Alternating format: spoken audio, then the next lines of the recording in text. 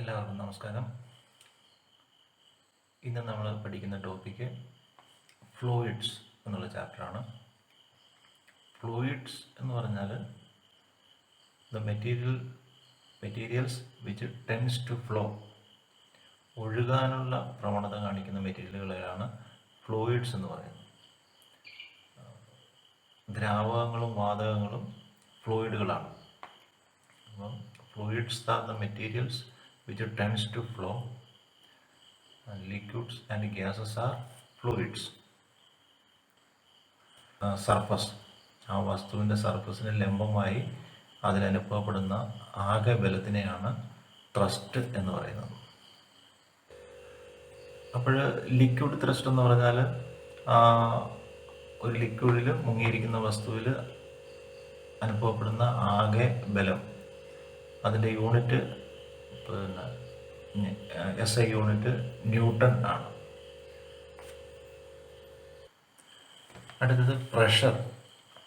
Pressure എന്ന് പറഞ്ഞാൽ thrust or force per area, ഒരു നിശ്ചിത ഏരിയയിൽ അനുഭവപ്പെടുന്ന പ്രഷറിനെയാണ് ത്രസ്റ്റിനെയാണ് അല്ലെങ്കിൽ ഫോഴ്സിനെയാണ് പ്രഷർ എന്ന് പറയുന്നത്. Pressure is equal to force divide by area. അതിൻ്റെ unit newton per metre square.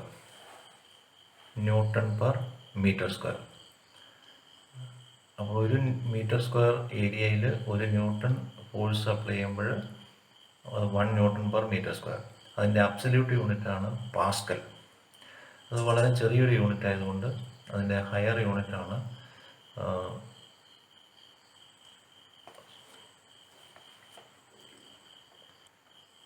പാസ്കലിൻ്റെ higher യൂണിറ്റാണ് bar. 1 bar is equal to 10⁵ pascal. ഇനി പ്രോപ്പർട്ടീസ് ഓഫ് പ്രഷർ എന്തൊക്കെയാണെന്ന് നോക്കാം. അപ്പം pressure is directly proportional to the density of the liquid. Density കൂടുമ്പോൾ, ലിക്വിഡിൻ്റെ density കൂടുമ്പോൾ pressure വർദ്ധിക്കും. അതുപോലെ pressure of a liquid increased with increase in depth. ആ ലിക്വിഡിൻ്റെ ആഴം കൂടുന്നതിനനുസരിച്ച് അതിൻ്റെ പ്രഷർ കൂടും. ഒരു ലിക്വിഡിൽ അനുഭവപ്പെടുന്ന പ്രഷർ, ലിക്വിഡിലെ ഒരു പോയിന്റിൽ അനുഭവപ്പെടുന്ന പ്രഷർ എല്ലാ ഡയറക്ഷനിലും ഈക്വൽ ആയിരിക്കും. അതുപോലെ ഒരു പോയിന്റിൽ നിന്നുള്ള അപ്വേർഡ് പ്രഷറും ഡൗൺവേർഡ് പ്രഷറും സെയിം ആയിരിക്കും. ഈ 4 പോയിന്റുകളാണ് ഈ പ്രോപ്പർട്ടീസ് ഓഫ് പ്രഷർ എന്ന് അറിയപ്പെടുന്നത്. Next Pascal's law. Pascal's law പറയുന്നത് pressure applied at any point in a liquid is transmitted equally through all directions in the liquid.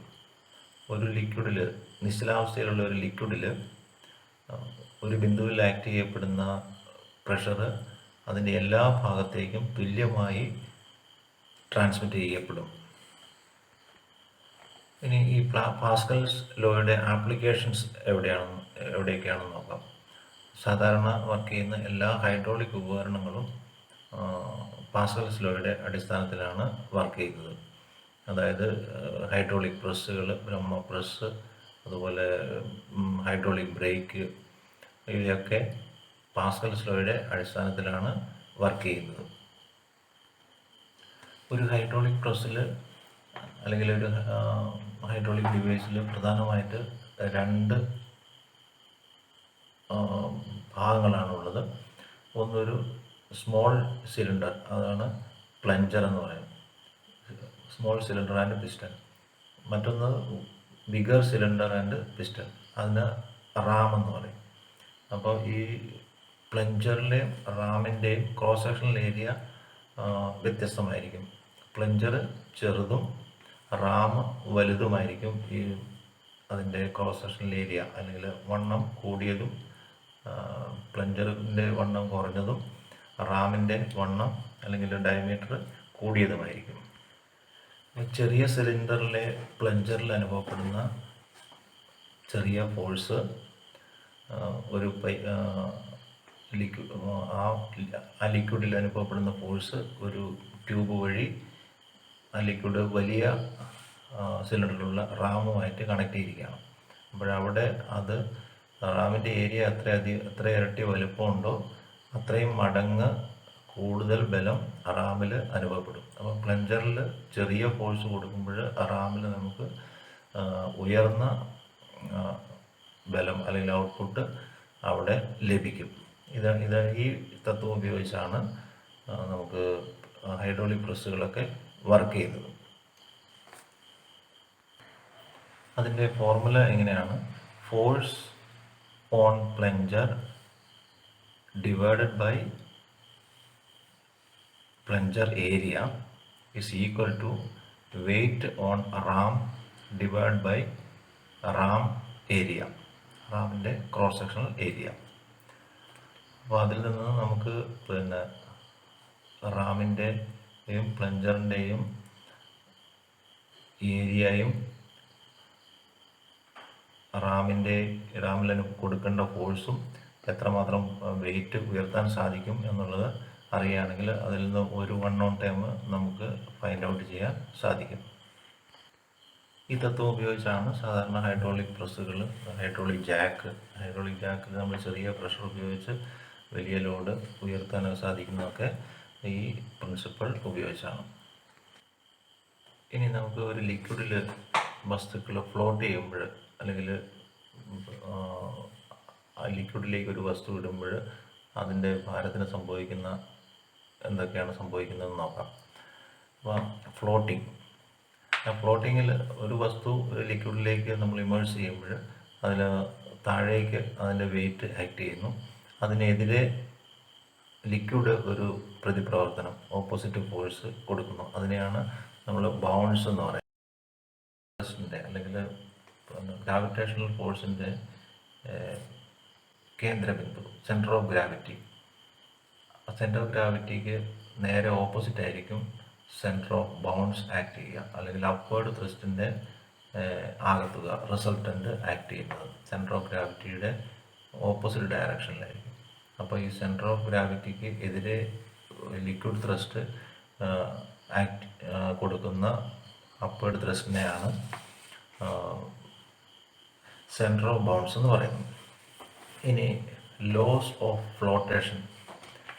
ഫ്ലോട്ടേഷനെ സംബന്ധിച്ച നിയമങ്ങൾ എന്തൊക്കെയാണെന്ന് നോക്കാം. ഒരു ലിക്വിഡിൽ ഒരു വസ്തു ഇട്ട് കഴിഞ്ഞാൽ 3 സാധ്യതകളാണുള്ളത്. ഒന്നെങ്കിൽ അത് താഴ്ന്നു പോകും, അതായത് വസ്തുവിൻ്റെ ഡെൻസിറ്റി ലിക്വിഡിൻ്റെ ഡെൻസിറ്റിയെക്കാട്ടിലും കൂടുതലാണെങ്കിൽ object will sink in the liquid. ഇനി സംടൈംസ് ആ ലിക്വിഡിൻ്റെ ഡെൻസിറ്റിയും സോളിഡിൻ്റെ ഡെൻസിറ്റിയും സെയിം ആണെങ്കിൽ അത് ജസ്റ്റ് ഫ്ലോട്ട് ചെയ്യും. ഇനി മൂന്നാമത്തെ സാധ്യത, ഒരു ലിക്വിഡിൽ ഒരു വസ്തു ഇട്ട് കഴിയുമ്പോൾ അത് വസ്തുവിൻ്റെ അല്ലെങ്കിൽ മെറ്റീരിയലിൻ്റെ ഡെൻസിറ്റി ലിക്വിഡിൻ്റെ ഡെൻസിറ്റിയെക്കാട്ടിലും കുറവാണെങ്കിൽ ആ വസ്തു ഫ്ലോട്ട് ചെയ്യും. അതായത് അപ്വേർഡ് ത്രസ്റ്റ് ആ വസ്തുവിൻ്റെ ഭാരത്തിന് ഈക്വൽ ആകുന്നത് വരെ വസ്തു താഴേക്ക് താഴും. അത് ആദേശം ചെയ്യുന്ന വെള്ളത്തിൻ്റെ അല്ലെങ്കിൽ ദ്രാവകത്തിൻ്റെ ഭാരവും വസ്തുവിൻ്റെ ഭാരവും ഈക്വൽ ആകുന്ന പൊസിഷനിൽ അതവിടെ ഫ്ലോട്ട് ചെയ്യും. അങ്ങനെ 3 സാധ്യതകളാണ് വസ്തുവിൻ്റെ ഫ്ലോട്ടിങ്ങിൽ ഉള്ളത്. ആ 3 സാധ്യതകൾ എന്താണെന്ന് നോക്കാം. വസ്തുവിൻ്റെ ഭാരം W1 ആ വസ്തു ഡിസ്പ്ലേസ് ചെയ്യുന്ന ലിക്വിഡിൻ്റെ ഭാരം W1 2 ആണെങ്കിൽ W1 W2 ഈക്വൽ ആകുന്ന അവസ്ഥയിൽ ഇത് ജസ്റ്റ് ഫ്ലോട്ട് ചെയ്യും. വസ്തുവിൻ്റെ ഭാരം, അതായത് W1 is greater than W2, ലിക്വിഡിൻ്റെ ഭാരത്തെക്കാട്ടിലും ആദേശം ചെയ്യുന്ന ലിക്വിഡിൻ്റെ ഭാരത്തെക്കാട്ടിലും കൂടുതലാണെങ്കിൽ the object will sink. And if the W1 is less than W2, വസ്തുവിൻ്റെ ഭാരം ലിക്വിഡിൻ്റെ ആദേശം ചെയ്യുന്ന ലിക്വിഡിൻ്റെ ഭാരത്തിനേക്കാളിലും കുറവാണെങ്കിൽ അത് ആ വസ്തു ഫ്ലോട്ട് ചെയ്യും. അതായത് ആ വസ്തുവിൻ്റെ ഭാരവും ആദേശം ചെയ്യുന്ന ലിക്വിഡിൻ്റെ ഭാരവും ഈക്വൽ ആകുന്ന പൊസിഷനിൽ ആ വസ്തു സ്ഥിതി ചെയ്യും, അല്ലെങ്കിൽ ഫ്ലോട്ട് ചെയ്ത് നിൽക്കും.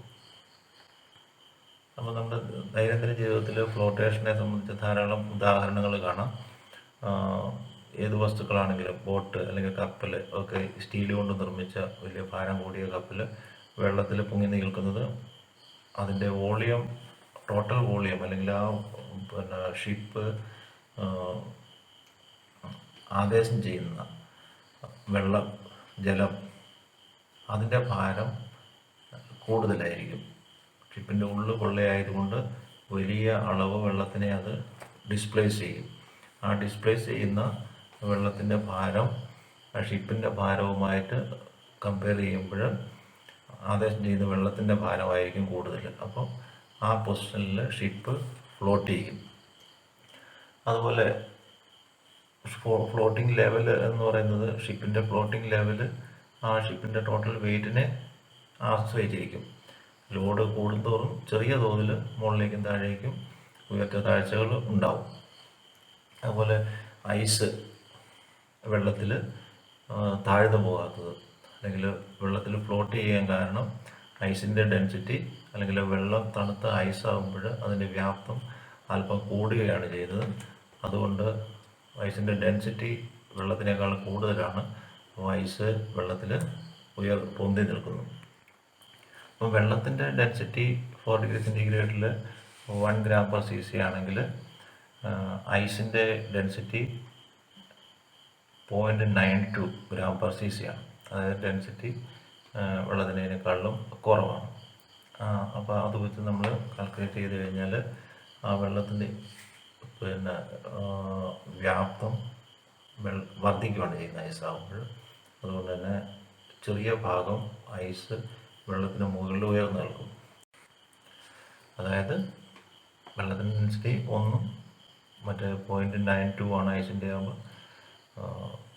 192 ഭാഗം ആണ് വെള്ളത്തിൻ്റെ അടിയിൽ, 100 ബാക്കി 8 ഭാഗം വെള്ളത്തിൻ്റെ മുകളിൽ. അപ്പോൾ ഇനി എന്താണ് നമുക്ക് അറ്റ്മോസ്ഫിയറിക് പ്രഷർ എന്ന് നോക്കാം. അറ്റ്മോസ്ഫിയറിക് പ്രഷർ പറഞ്ഞാൽ ഭൂമിയുടെ ചുറ്റും പല വാതകങ്ങളുടെ ഒരു മിശ്രിതമാണല്ലോ വായു ഭൂമിക്ക് ചുറ്റും കവർ ചെയ്തിരിക്കുന്നത്. വായുവിൽ oxygen, nitrogen, hydrogen, helium, carbon dioxide തുടങ്ങിയ വാതകങ്ങൾ അടങ്ങിയിരിക്കുന്നു. ഈ വാതകങ്ങൾ വളരെ നിങ്ങളുടെ ഈ എൻവലപ്പ് ഭൂമിക്ക് ചുറ്റും കിലോമീറ്ററുകളോളം വ്യാപിച്ചിരിക്കുന്നു. ഈ എയർ ഭൂമിയിൽ ചെലുത്തുന്ന അല്ലെങ്കിൽ ഈ എയറിൻ്റെ ഭാരമാണ് അറ്റ്മോസ്ഫിയറിക് പ്രഷർ എന്ന് പറയുന്നത്. അത് ഭൂമിയിൽ എല്ലായിടത്തും അനുഭവപ്പെടുന്നു. അത് എയറിൻ്റെ ഡെൻസിറ്റി അനുസരിച്ചും ടെമ്പറേച്ചറിനനുസരിച്ചും പല ഭാഗത്തും ചെറിയ വേരിയേഷൻസ് അങ്ങോട്ടും ഇങ്ങോട്ടും ഉണ്ടാകും. അപ്പം ഈ അറ്റ്മോസ്ഫിയറിക് പ്രഷറിന് അളക്കുന്ന യൂണിറ്റാണ് അല്ലെങ്കിൽ അറ്റ്മോസ്ഫിയറിക് പ്രഷറിനെ കാൽക്കുലേറ്റ് ചെയ്യുന്നത് നമ്മൾ അത് എത്രമാത്രം മെർക്കുറി കോളത്തിനെ താങ്ങി നിർത്തും എന്നുള്ളതാണ്. അപ്പോൾ അത് സാധാരണ ഒരു കോമൺ ആയിട്ട് എടുത്തിരിക്കുന്നത് 76 സെൻറ്റിമീറ്റർ ഓഫ് മെർക്കുറി അതാണ് അറ്റ്മോസ്ഫിയർ. ഒരു ട്യൂബിൽ 1 മീറ്റർ ലെങ്ത് ഉള്ള ഒരു ട്യൂബിൽ മെർക്കുറി എടുത്ത് അത് മെർക്കുറി നിറച്ചിരിക്കുന്ന ഒരു പാത്രത്തിലേക്ക് നമ്മൾ കമഴ്ത്തി പിടിച്ചിട്ട് നമ്മൾ ആ ട്യൂബ് ഓപ്പൺ ചെയ്താൽ ആ മെർക്കുറി ലെവല് പാത്രത്തിലെ മെർക്കുറി ലെവലിൽ നിന്നും 76 സെൻറ്റിമീറ്റർ ഉയർന്നു നിൽക്കും, അല്ലെങ്കിൽ 760 മില്ലിമീറ്റർ ഓഫ് മെർക്കുറി. അപ്പോൾ ആ മെർക്കുറി ഉയർന്നു നിൽക്കാൻ കാരണം അന്തരീക്ഷ മർദ്ദം കൊണ്ടാണ്. ഈ 760 മില്ലിമീറ്റർ ഓഫ് മെർക്കുറിയുടെ പ്രഷർ എന്ന് പറയുന്നത്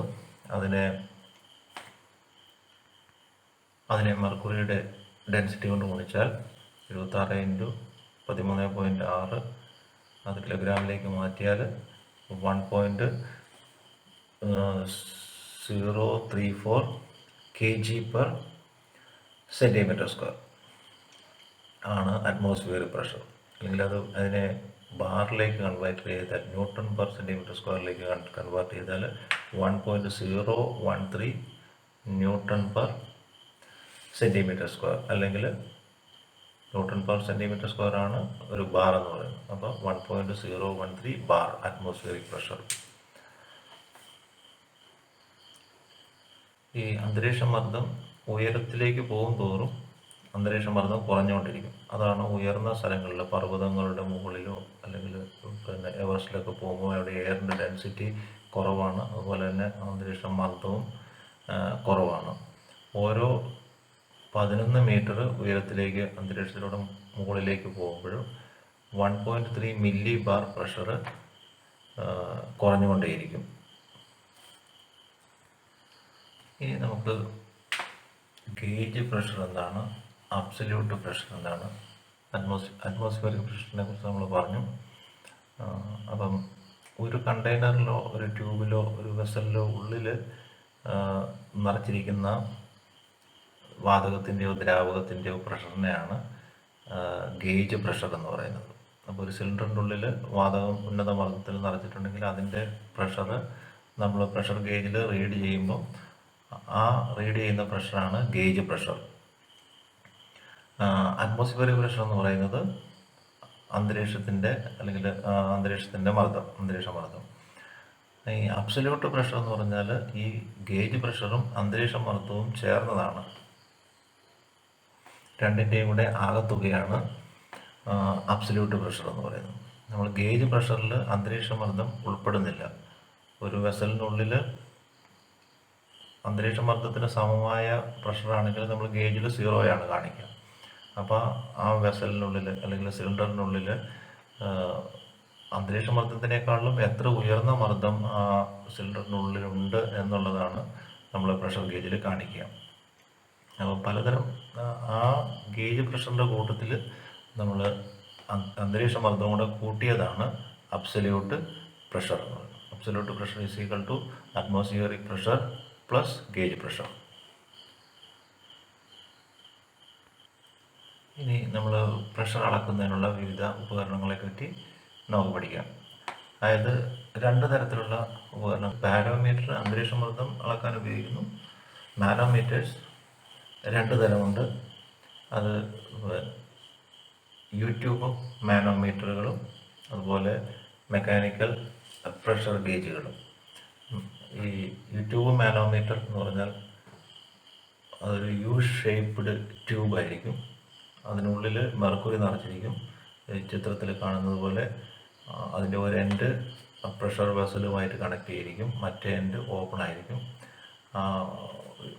സിലിണ്ടറിൻ്റെ ഉള്ളിലെ മർദ്ദം കൂടുതലാണെങ്കിൽ ഓപ്പൺ എൻഡിലേക്ക് മെർക്കുറി ഉയർന്നു നിൽക്കും. അപ്പോൾ ആ മെർക്കുറി ലെവലിൻ്റെ വ്യത്യാസത്തിൽ നിന്ന് നമുക്ക് ആ മെർക്കുറിയുടെ ഹൈറ്റ് കണ്ടിട്ട് അതിൽ നിന്ന് നമുക്ക് പ്രഷർ കണ്ടുപിടിക്കാം. കണ്ടെയ്നറിനുള്ളിലെ സിലിണ്ടറിനുള്ളിലെ പ്രഷർ കുറവാണെങ്കിൽ സിലിണ്ടറിനോട് ചേർന്ന ലിംബിലെ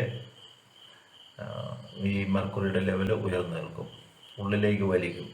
അപ്പോൾ അതിൽ നിന്നും നമുക്ക് അന്തരീക്ഷ മർദ്ദത്തിനേക്കാളും കുറവാണ് മർദ്ദം ആ സിലിണ്ടറിനുള്ളിൽ നിന്ന് നമുക്ക് മനസ്സിലാക്കാൻ സാധിക്കും. അത് ചെറിയ പ്രഷറുകളൊക്കെ അളക്കാൻ വേണ്ടിയിട്ടാണ് ഇത്തരം യൂട്യൂബ് മാനോമീറ്റേഴ്സ് ഉപയോഗിക്കാം. ഇനി എൻജിൻ സിലിണ്ടറിൻ്റെയും കംപ്രസറിനുള്ളിലെ അങ്ങനെയുള്ള പ്രഷറുകളൊക്കെ അളക്കാൻ ഉപയോഗിക്കുന്ന ബർദൻസ് ട്യൂബ് പ്രഷർ ഗേജാണ്. ബർദൻസ് ട്യൂബ് പ്രഷർ ഗേജ് നിങ്ങൾ ഈ ചിത്രത്തിൽ കാണുന്ന പോലെ ഒരു പരന്ന കോപ്പർ അല്ലെങ്കിൽ ബ്രാസ് ട്യൂബാണ് വൃത്താകൃതിയിൽ വളച്ചു വെച്ചിരിക്കുന്നു. അതിനുള്ളിലേക്ക് ഈ പ്രഷർഡ് എയർ അല്ലെങ്കിൽ ലിക്വിഡ് ഫ്ലൂയിഡ് ചെല്ലുമ്പോൾ ആ വൃത്താകൃതിയിലുള്ള ട്യൂബ് നിവരാൻ കാരണമാകുന്നു. ആ നിവരുന്നതിൻ്റെ തോത് ആ മർദ്ദത്തിന് ആനുപാതികമായിരിക്കും. കൂടുതൽ മർദ്ദമുണ്ടെങ്കിൽ ഈ ട്യൂബ് വളഞ്ഞിരിക്കുന്ന ട്യൂബ് കൂടുതൽ നിവർന്നു വരും. അപ്പോൾ ആ ട്യൂബിനോട് ഘടിപ്പിച്ചിരിക്കുന്ന ഒരു റാക്ക് ആൻഡ് പിനിയൻ അറേഞ്ച്മെൻറ്റിലൂടെ അത് ഒരു നീഡിലേക്ക് കൺവേർട്ട് ചെയ്ത് ആ നീഡിൽ നമുക്ക് പ്രഷർ കാണിച്ചു തരും. ആ ചിത്രത്തിൽ കാണുന്നത് പോലെയാണ് ഇതിൻ്റെ ഈ ബർദൻസ് പ്രഷർ ഗേജിൻ്റെ പ്രവർത്തനം. അടുത്തത് ചാൾസ് ലോയും ബോയിൽസ് ലോയും. ഇപ്പം ചാൾസ് ഫസ്റ്റ് ലോ, അതിന് ലോ ഓഫ് വോളിയം എന്ന് പറയും. Charles law second law of pressure. അപ്പം ഫസ്റ്റ് ലോ പറയുന്നത് at constant pressure the volume of a given mass of gas is directly proportional to its absolute temperature. എന്നുവെച്ചാൽ constant വോളിയത്തിൽ ഒരു നിശ്ചിത mass ഗ്യാസിൻ്റെ volume എന്തുമായിട്ട് അതിന് ടെമ്പറേച്ചറുമായിട്ട് നേർ അനുപാതത്തിലായിരിക്കും.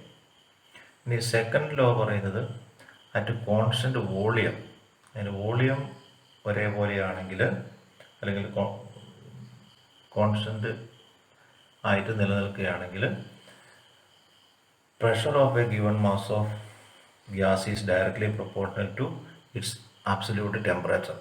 പ്രഷർ ടെമ്പറേച്ചറിന് ആനുപാതികമായിരിക്കും. വോളിയം കോൺസ്റ്റൻ്റ് ആയിട്ടിരിക്കുമ്പോൾ പ്രഷർ ടെമ്പറേച്ചറിനുമായിട്ട് ആനുപാതികമായിരിക്കും. ടെമ്പറേച്ചർ കൂടുമ്പോൾ പ്രഷർ കൂടും, ടെമ്പറേച്ചർ കുറയുമ്പോൾ പ്രഷർ കുറയും, വോളിയം കോൺസ്റ്റൻ്റ് ആയിട്ട് നിൽക്കുമ്പോഴും. ഇനി ബോയിൽസ് ലോ എന്താണ് പറയുന്നത്? At Boyle's law state that at constant temperature constant ആയിരിക്കുമ്പോൾ volume of a definite quantity of gas is directly proportional to its pressure, inversely proportional to its pressure. അപ്പം pressure കൂടുമ്പോൾ volume കുറയും, volume കുറയുമ്പോൾ pressure കൂടും. അത് inverse proportion. ഈ Boyle's ലോയും Charles ലോയും കമ്പൈൻ ചെയ്യുന്നതാണ് പെർഫെക്റ്റ് ഗ്യാസ് ഇക്വേഷൻ എന്ന് പറയുന്നത്. ബോയിൽസ് ലോ പ്രകാരം P V is a constant, so P1 V1 is equal to P2 V2. As per Charles law volume is inversely proportional to temperature, so V1 by T1 is equal to V2 by T2. ഇത് രണ്ടും കൂടെ combine ചെയ്ത് കഴിഞ്ഞാൽ P1 V1 by T1 is equal to V2 V2 by T2. എന്ന് വെച്ചാൽ P1 pressure, first state volume, temperature അതിൻ്റെ ആദ്യത്തെ temperature, P2 pressure at T2 temperature, V2 volume at T2 temperature. അടുത്തത് true gas and its properties. True gas എന്ന് പറയുന്നത് it has mass and volume. മാസും അതിന് വ്യാപ്തവുമുണ്ട്. മാസും വ്യാപ്തവും ഉള്ളതുകൊണ്ട് അതിന് വെയിറ്റും ഉണ്ട്. രണ്ടാമത്തേത് it can be compressed or extend into a container. അതിനെ കംപ്രസ് ചെയ്യാനും സാധിക്കും, ഒരു കണ്ടെയ്നറിലേക്ക് മുഴുവനായിട്ടും വ്യാപിപ്പിക്കാനും എക്സ്പാൻഡ് ചെയ്യിക്കാനും സാധിക്കും. അതുപോലെ it is invisible. These three are the properties of A